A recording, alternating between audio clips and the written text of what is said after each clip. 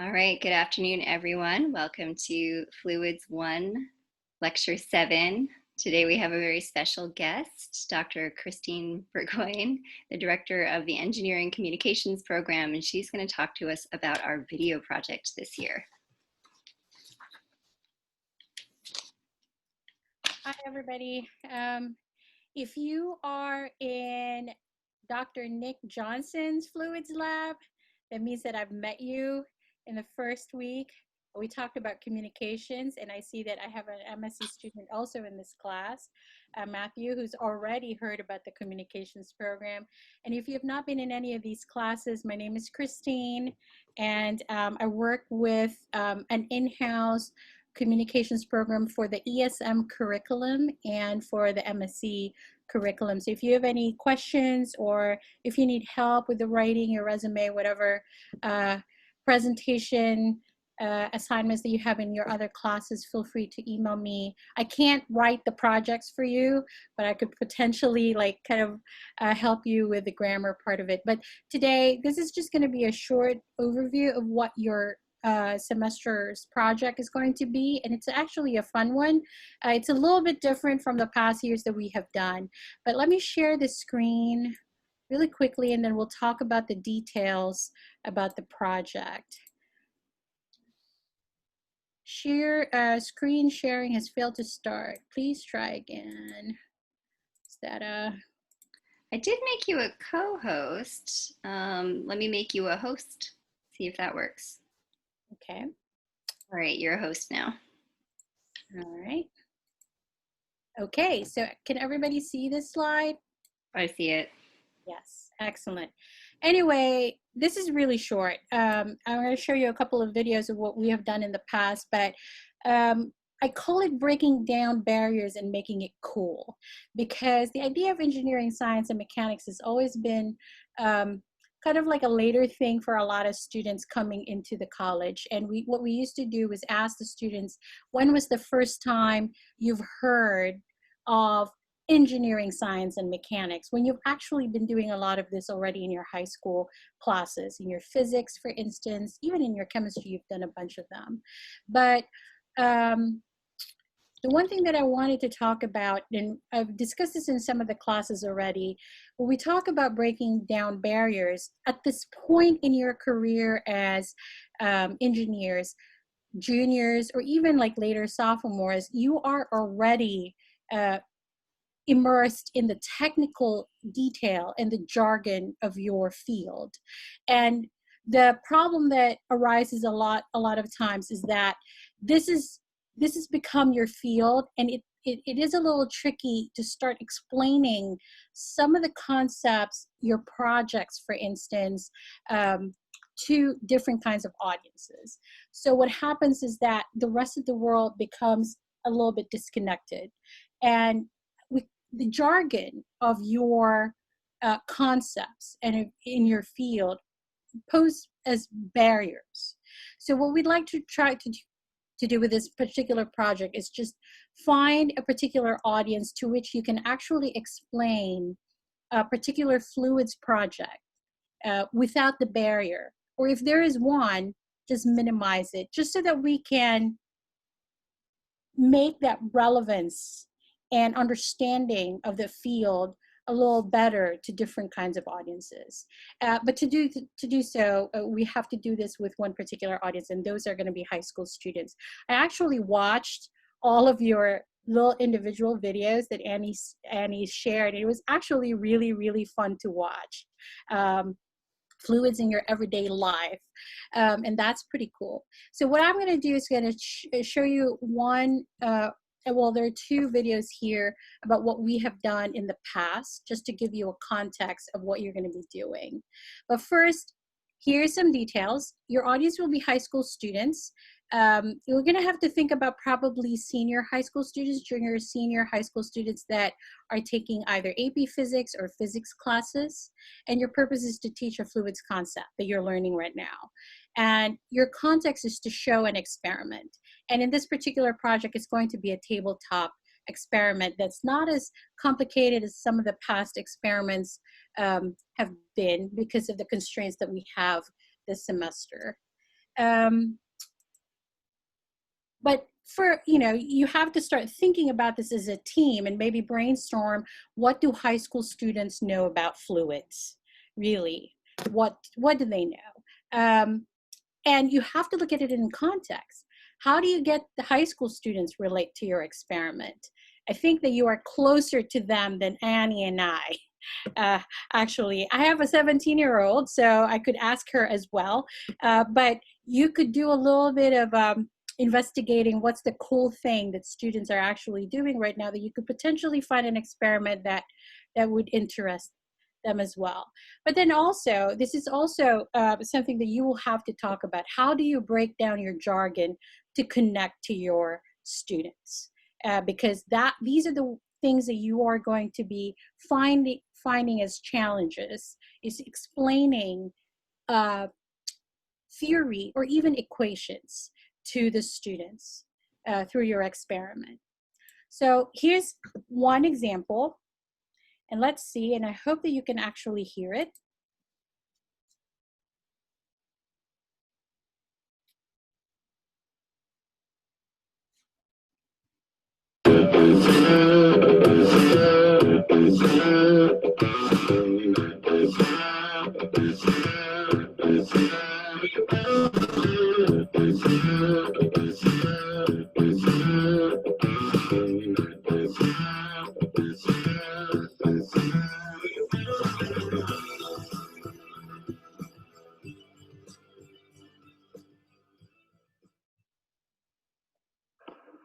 Yeah, are we supposed to meet this overpaid host here? Yeah. Supposed to meet over here. What's up, guys? It's your host, Lee Yost with MTV's Labs. Why don't you come out and see what we got inside? Today we're going to be going over a lot of cool fluid mechanics principles. So come on into the lab and let's see what we got going down. We're at the laboratory of Dr. Brow right now. Dr. Brow! Hey guys, come into my lab. What's going on?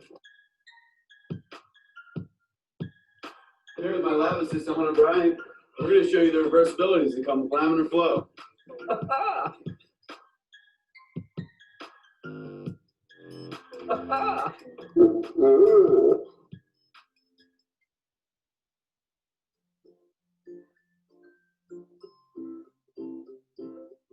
In order to show the reversibility of laminar flow, first, you need to set up a Couette cell with a viscous fluid, which is defined as a fluid with a low Reynolds number.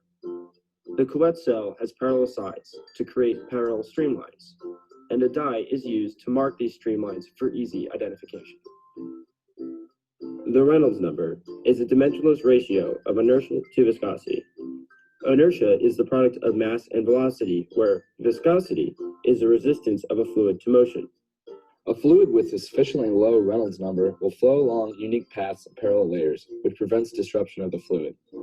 Rotating the inner cylinder at a constant velocity of 2 meters per second, multiplied by the density of corn syrup, 1370 kilograms per meters cubed, times the diameter of our cell, which is 0.1 meters of the cylinder, divided by the viscosity of the corn syrup, 2.5 Pascal seconds, yields a Reynolds number of about 110, which is considered very laminar flow.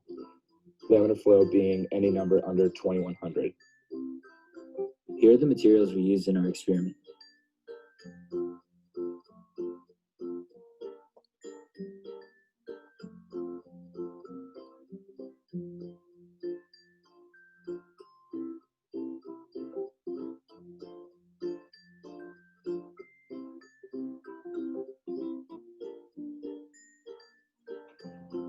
Our experiment began with building a base, which we used as a wooden block.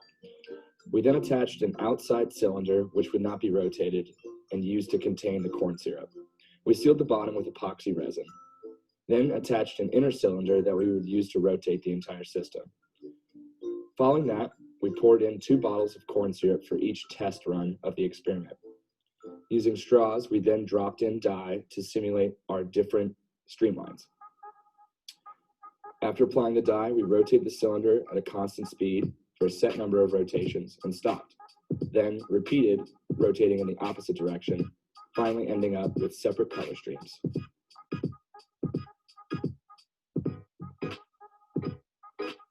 Laminar flow is reversible because there is no mixing of streamlines that is often caused by turbulence. This allows reversible behavior in order for us to achieve the initial state, all simply done by rotating in the reverse direction.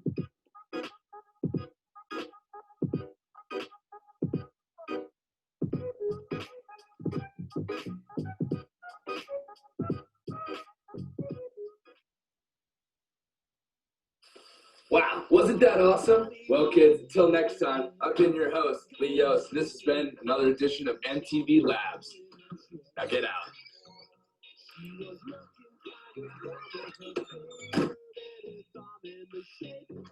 I don't actually live here.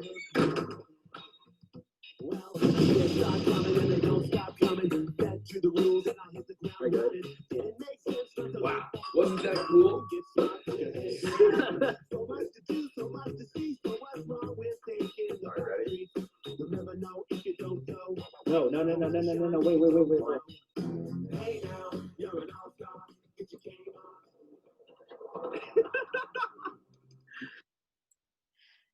Okay, so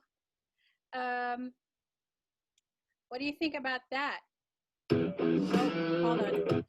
Let me go and get out of this presentation.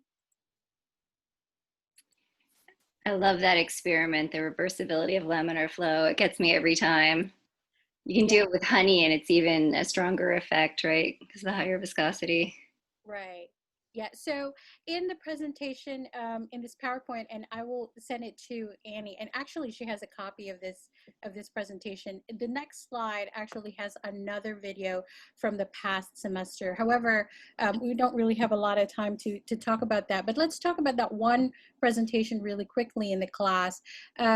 What is it about that presentation that you think would be appealing to the high school students at this point?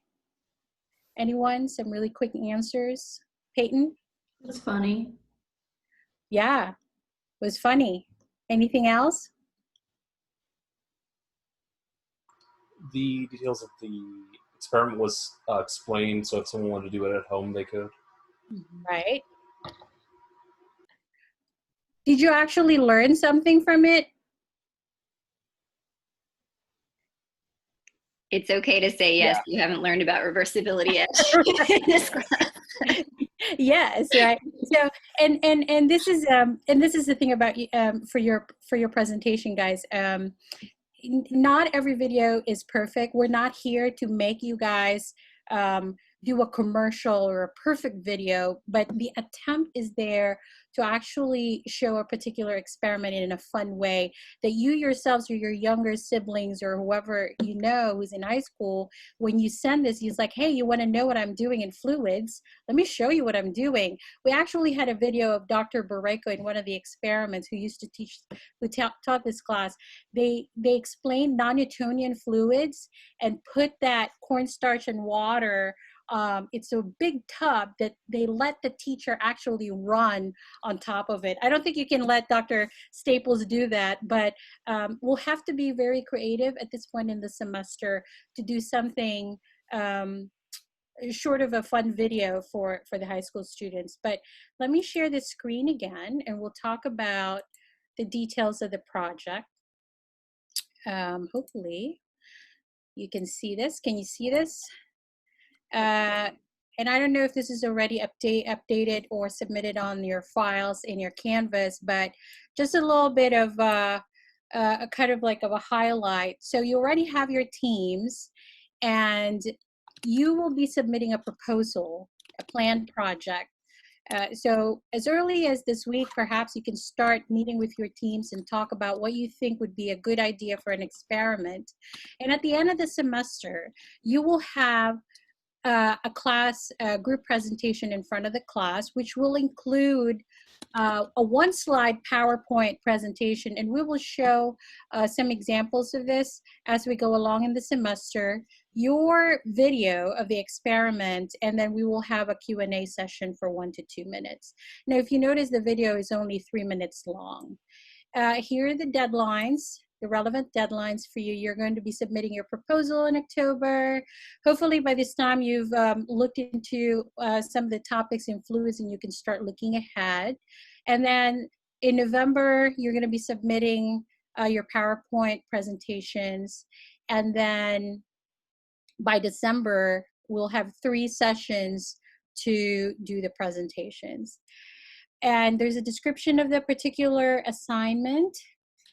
And so think about the 2 goals. You're going to have to explain to your peers and to Dr. Staples that you have demonstrated an understanding of the concept as a mechanics student and a fluid mechanics student, but also at the same time, from a communication standpoint, that you are able to articulate this particular concept to a different audience. So here's the specific audience and some descriptions of the requirements. And for resources, we have noticed that most of the students, or majority of the students, actually did the videotaping themselves. You have more powerful equipment than us, actually. Your iPhone, a lot of the students use their iPhones or whatever smartphones that they have for video recording and editing. But if you need to go to the library, this is the link for the design studio, and they have equipment that you can loan if you're on campus, if you want to record your particular experiment. But you'll have to do this ahead of time and make sure that you schedule with them. Like, don't do it a week before. Make sure that you schedule it 2 or 3 weeks before, just so that you know that you are actually able to loan the equipment. And that would be it. This is pretty straightforward. But the other thing that I also wanted to share are the limitations that we have for this particular project. So let's see here. Share really quickly. Can you see this slide? Yeah, we can see it. Do you see the important note? Yeah. So important note for the project, Dr. Staples, you can also jump in here. Only 1 student in each group must carry out and record the experiment.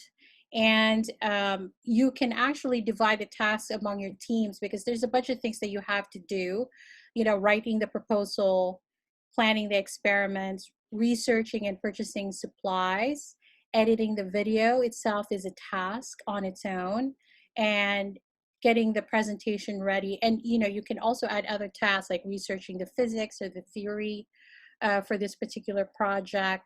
And Dr. Staples, you might want to explain that students from different pods are not allowed to mix. Sure. Yeah. It's just this sort of, you know, the special circumstances this semester with the pandemic. We would just want to make sure that we're not sharing indoor spaces for extended times with people who are not in our pod. So if you sign up for your own buddy groups and it's with people who are in your pod, great, you can perform the experiment together. But I think most of you are going to be doing the videos, performing the experiments with people who are not in your pod. And so in this case, we're just sort of breaking up the tasks a little bit this time. So it has to be an experiment that 1 person can do, and 1 person in your team will be responsible for just putting together the experiment, performing it and videotaping it. Other people in the group can take on other responsibilities. Right, and there's also a budget for this. Dr. Staples, has that been approved? It has been, yeah, so $100 a team. So what's going to happen here is that if you have to purchase any kind of equipment or materials, make sure that you keep your receipts with you. The things that we cannot reimburse you are things that you know we cannot reimburse you. Alcohol. I remember there was a team 6 years ago who tried to do the whole, like trying to break the bottom of a beer bottle, and they purchased as many beer that they could, and they realized that they were not going to be reimbursed for this, and the presentation was not quite allowed at this point. But So you have to think about the kinds of project, make sure that it is appropriate and does not send, again, audience, it does not send inappropriate message or not professional message to high school students as well. And that's pretty much it. Dr. Staples, do you have anything else to add about the requirements? Nothing else to add about the requirements. You can see the dates on the project document that Dr. Burgoyne just shared, and that'll go up on Canvas today. I'm still working out a technical issue with one group, so your buddy groups are not finalized, but they'll be finalized by this week. So you can start to organize with each other. Do you guys have any questions for us?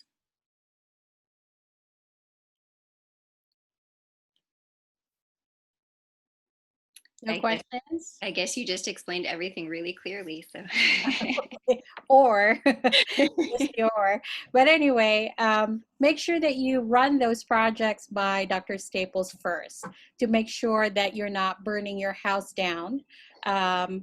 Yeah, there was an example about the fire. Creating a fire tornado. We had a team that tried to do that as well, but that entailed a lot of kind of like help as well. So we want to make sure that your project this time is really contained, but still you'll have, you'll be able to make it fun as well. All right, a question in the chat. Will you be assigned topics? You will not be assigned topics. You can choose your own fluid dynamics phenomenon to make a video about. You will have to run the topic by us, just to get it approved. And you'll see that that's your first deadline, that you have a half a page project proposal that's due October, I can't remember the date. October 26th. October 26th. And then I'll just approve. I'll say, yeah, that's great, go ahead. Or actually, maybe change it to this. And if you want to check with me before you go ahead and write that half a page, feel free to do that as well. You're welcome. Okay. Cool. Yeah. So Dr. Staples, I'll send you a revised copy of that presentation so the students can look at that other slide with the video as well, if they want to. Okay. Thank you very much for your time. You guys. Thank you. Do a little applause for you. There you go.